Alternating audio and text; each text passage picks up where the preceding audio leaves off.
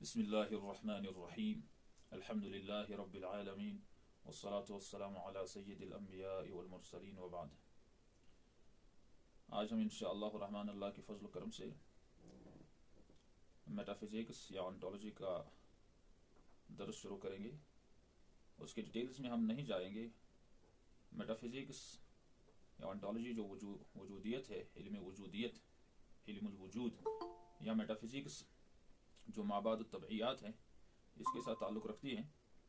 और मेटाफिजिक्स में महज सिर्फ खुदा और फरिश्तों और बाकी का तस्वर नहीं आता है। मेटाफिजिक्स में हम डेफिनेशंस और कॉन्सेप्ट्स और रैशनल ट्रूथ्स, इन सब चीज़ों को पढ़ते हैं। जो भी गैर मादी हैं या जो मादे के साथ जो कॉन्सेप्चुअलाइजेशन है, जो डेफिनेशंस हैं, जो थ्योराइजेशन है, जो मॉडलिंग है, ये सब मेटाफिजिक्स में ही आते हैं। खैर, अब इस डिटेल में हम नहीं जाएंगे। ये चीज़ें मैं आप पे छोड़ रहा हूँ कि आप इन चीज़ों को खुद देख लें, वरना अगर छोटी छोटी बातों को भी देख लेंगे तो बहुत वक्त लगेगा। तो आज हम सीधे आएंगे कि जो one of the most important concepts in metaphysics is the laws of thought, the laws of rational faculty, जिनको हम क़वानीनुल फ़िक्र भी कहते हैं, या बदीहियातुल अक़ल या क़वानीनुल फ़िक्र। तो फिक्र के जो कानून है, लॉज ऑफ थॉट, सोचने के जो कानून है, या जिनको लॉज ऑफ रैशनल फैकल्टी कह सकते हैं, बुनियादी 3 लॉज हैं। और फिर मुस्लिम स्कॉलर्स ने इसमें 4th लॉ भी ऐड किया है। तो इनको हम इंशाल्लाह आज पढ़ेंगे। ये लॉज क्या हैं, ये कवानीन क्या है, इनकी क्या अहमियत है, इनकी क्या ज़रूरत है, रीजनिंग में ये क्या हैसियत रखते हैं, और डे टू डे लाइफ में इनकी क्या इंपॉर्टेंस है, क्या सिग्निफिकेंस है, साइंसेस में इनकी क्या सिग्निफिकेंस है, और कुरान और सुन्नत को समझने में इनकी क्या सिग्निफिकेंस है। They are highly indispensable. We can not avoid these laws. So the laws of thought are the most fundamental principles governing the rational thinking, and we should know it, and we should keep it in mind that these laws are not just empirical laws. They are not empirical laws, nor linguistic conventions, nor cultural norms. या ऐसे कानून नहीं है कि जो तजुर्बा करके लोगों ने सीख लिए हैं, ऑब्जर्व करके लोगों ने सीख लिए हैं, और इंडिविजुअल ऑब्जर्वेशन से वो इंडक्टिव कंक्लूजन उन्होंने हासिल किया और इस तरह से समझ में उनको आया है। या ये कुछ लोगों के जो नेटिव्स के लिंग्विस्टिक जो नॉर्म्स होते हैं, लिंग्विस्टिक जो कन्वेंशंस होते हैं, ये वो रूल्स नहीं है, ये लैंग्वेज के रूल्स नहीं है। These are not cultural norms. ये किसी समाज के, किसी कल्चर के, किसी सोसाइटी के, किसी तहजीब के, यानी अपने कल्चरल और उर्फी कवानीन नहीं है। दे transcend these boundaries. They are highly novel, and their importance cannot be denied. They cannot be avoided in life. No one can avoid them. कोई इंसान जिसकी अकल हो वो इनको अवॉइड नहीं कर सकता अपनी जिंदगी में। इनकी बहुत इंपॉर्टेंस है। और एथीज्म, पोस्ट मॉडर्निज्म और ये जो इज्म जो भी हैं, ये इज्म अक्सर इनमें से ये इन लॉज को वायोलेट करते हैं।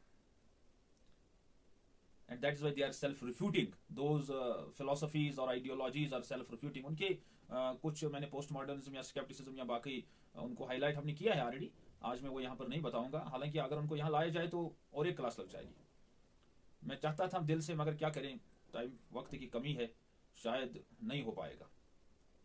सो इन लॉज की कैरेक्टरिस्टिक्स क्या है? They are necessary, they can not be otherwise. No one can say that they are impossible और they are possible, but they are necessary. इनका होना लाजिमी है, जरूरी है। जैसे नेसेसरी ट्रूथ्स में और नेसेसरी कॉन्सिक्वेंसेस में, जब हम मैथमेटिकल कैलकुलेशंस करते हैं, अर्थमेटिक कैलकुलेशन में बार बार बताया है, if you multiply 2 by 3 it becomes 6. No one can deny it.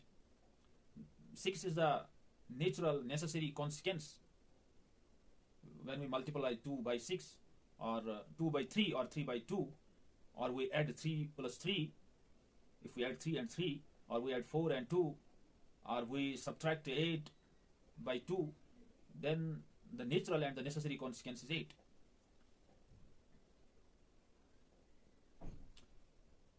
इनका किसी चीज को समझने के लिए बहुत जरूरी है, बहुत इंपॉर्टेंट है, नेसेसरी है। क्या ये नेसेसरी बीइंग्स है? No, laws are not entities. Remember, they are not beings, they are principles, they are concepts, they are principles, they are not entities, they are not physical entities, they are not beings.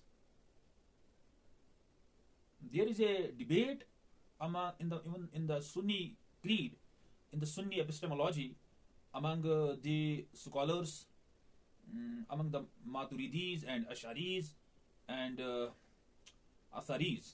Maturidis and Asharis differ a bit, very minor differences are there, but there are huge differences with other schools of Islamic Aqidah or Ilm al-Kalam or with the philosophers. अब उस debate में भी हमें इस वक्त नहीं जाना है, इंशाल्लाह कुछ बातें जो जहन में आएंगी वो मैं अर्ज करूंगा, और मैंने व्हाट्सएप पर भी एक मैसेज की थी, वो आप जहन में रख लीजिए। उस डिबेट में हमें यहाँ जाने की ज़रूरत नहीं है, तो इंशाल्लाह ये कुछ बेसिक बातें समझ में आएंगी तो आगे वहाँ पर आप खुद ही पहुँच जाएंगे। वो बातें कुछ हायर लेवल की है। अब इतनी बात मैंने जो बताई कि they are not beings, they are not entities, तो इसलिए बस इतना काफ़ी है। They are not binding upon Allah, ये भी बाद में ये भी क्वेश्चंस आते हैं जब एथीस्ट से बात करते हैं। They are not part of Allah's essence.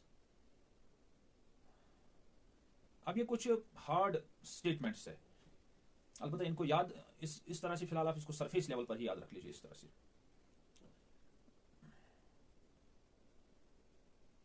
Then second characteristic that they are self-evident, they are badihi, they are known immediately by reason, they are self-evident, and they are preconditional, required for all reasoning, proof, or denial or affirmation. They are preconditional, they are necessary for all reasoning. If these laws are denied, reason itself collapses and even denial becomes meaningless.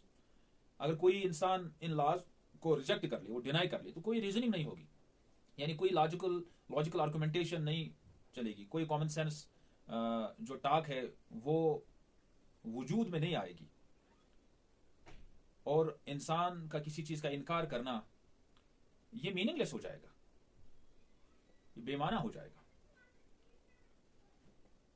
तो अहले इल्म ने लिखा है कि सबसे पहले Aristotle की तरफ इसको मंसूब किया गया है, और बाद में इसको मुस्लिम स्कॉलर्स ने बहुत रिफाइन किया है, जैसे फाराबी है, इब्न सीना है, इमाम गज़ाली है, फखरुद्दीन राजी है, नासिरुद्दीन तूसी है। तो इन स्कॉलर्स ने इन लॉज को रिफाइन किया है और यूज किया है अपनी किताबों में, जैसे लॉजिक की टेक्स्ट्स ऐसा गोजी है, और तहजीबुल मंतिक, क़िस्तासुल फ़िक्र, और बाकी बहुत सारी किताबें हैं। चलिए हम पहले लॉ को लेते हैं, the law of identity, law of non contradiction and law of excluded middle. ये 3 लॉज हैं, और फोर्थ लॉ जो है वो मुस्लिम स्कॉलर्स ने इसमें, मुस्लिम लॉजिशियंस ने इसमें ऐड किया है, that is law of sufficient reason. तो हम पहले लॉ को लेते हैं, that is law of identity, कानूनुल हुविया। अब आइडेंटिटी का क्या मतलब है? मिसाल के तौर पर रफीक रफीक है, मैं हूं, मैं आप नहीं हो सकता, आप हैं, आप मैं नहीं हो सकते। A is A cannot be B. So this is identity. A thing is what it is, something is what it is, something is not what it is not. बिल्कुल मेटाफिजिक्स में ये लैंग्वेज है। अगर आप मेटाफिजिक्स की कोई भी किताब उठा लेंगे, वहां पर यही लैंग्वेज लिखी हुई है। लॉ ऑफ आइडेंटिटी के अंदर अगर आप देखेंगे, something is what it is, something is not what it is not. This is law of identity. I am what I am not what I am not. Simple. Concepts must remain stable during reasoning. अब जब मिसाल के तौर पर argumentation होती है, फिक्र का, रीजनिंग का सफर इंसान शुरू करता है, किसी से गुफ्तगू करता है, तो फिर उस दौरान इंसान किसी चीज की जो तारीफ होगी, जो किसी चीज की आइडेंटिटी होगी, कि किसी चीज की आइडेंटिटी क्या है, वो तो हमें डेफिनेशन से पता चलता है। तो वो आइडेंटिटी, उस आइडेंटिटी पर वो टिका रहे, कहीं वो तजावुज ना करे, वहां से कहीं वो स्ट्रेच आउट ना हो जाए, एक्सटेंड ना हो दूसरी तरफ। That means he is breaking the law of identity. तो concepts must remain stable during reasoning. Without identity definitions collapse. अब क्लासिकल सोर्सेज में जैसे एरिस्टोटल्स, मेटाफिजिक्स, इब्न सीना, अल इशारात एंड अल गजालीज मियारुल इल्म। कुरान पाक से जैसे ट्रायंगल है, triangle is a 3-sided figure. Triangle is a figure which has 3 angles which equal to 180 degree. This is the definition of triangle. A triangle can't be a four-sided figure. It can't be a two-sided figure. It cannot be 100. It is total angle cannot be 181. It is 180. It is 180. Quran में जैसे divine identity के बारे में अल्लाह पाक अपना तारुफ फरमाते हैं, सूरतुल इखलास जिसको हम कहते हैं, हुवल्लाह अहद, यानी अल्लाह जो है अहद है, अल्लाह जो है अहद है, अल्लाहु समद, अल्लाह जो है बेनियाज है. Here Allah is affirmed as identically one. His essence is not ambiguous or shifting. He is one. अब इस वन पर भी बहस है, इंशाल्लाह मौका मिलेगा तो अलग से बताऊंगा. He is not one just like your house is one. Your house is one, or your room is one, but that is composed, that is complex, that is made of many ingredients. Allah is simply one. Allah is one, simple. One. Not compound, not murakkab. अब ये इंशाल्लाह मैं अलग से ले लूंगा इसकी class इंशाल्लाह. उम्मीद है इस पर बात करें कि वन का क्या मतलब है मेटाफिजिक्स में.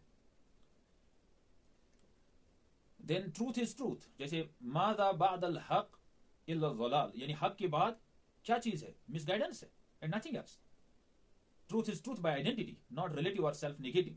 जैसे पोस्ट मॉडर्निस्ट कहते हैं truth is multiple. You are true and I am also true. हर जगह पे जो कुछ हो रहा है, जिसका जो नजरिया वो सही है. You can be true, I am also true. इसी को कहते हैं ना लिव एंड लेट लिव.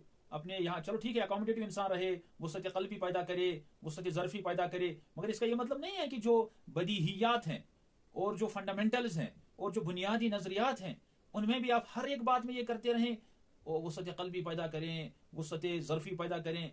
और इस तरह से दुनिया तो एक अजीब सा घर बन गया है. क्या आप ठीक है हम दूसरे का एहतराम करें, दूसरे की इज्जत करें, दूसरे को मिसाल के तौर पर उसके साथ अदब से गुफ्तगू करें, वो बात तो अच्छी है.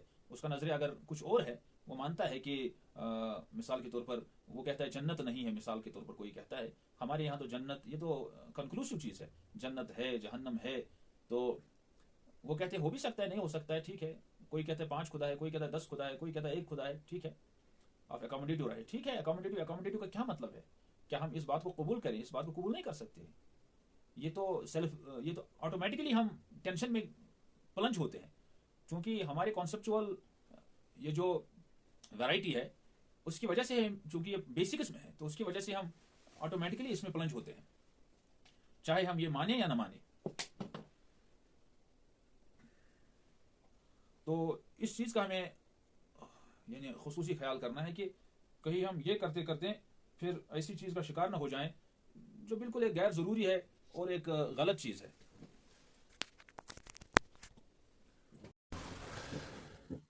उम्मीद है आप मेरी बात समझ रहे हैं.